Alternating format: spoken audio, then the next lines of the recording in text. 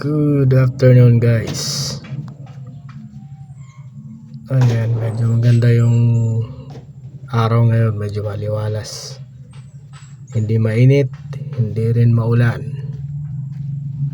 Punta tayo sa likod at may pupuntahan tayo. Paandarin muna natin si Cardo. Ayan si Cardo natin guys. Wala nang takip pa, nalaglag pa yung takip pa. Ayan, paandarin natin.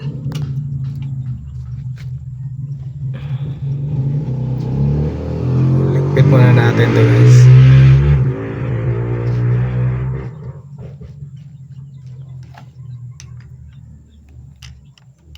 Ilan na ba takbo na ito? 34. Medyo mababa na rin biniyahe nito. China natin, China Motors, made in China.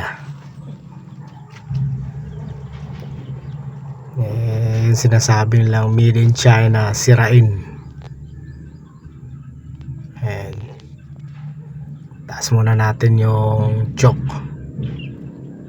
para first start kasi, para maganda yung ano.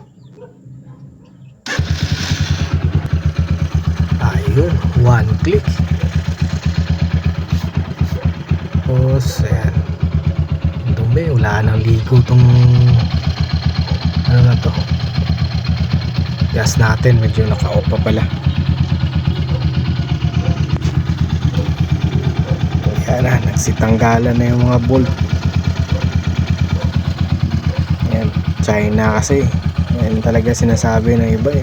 China talaga, sirain talaga eh. Ewan ko ba, ba't umabot kaya ng 34,000 tong motor na to. Hanggang ngayon gumagana pa rin naman.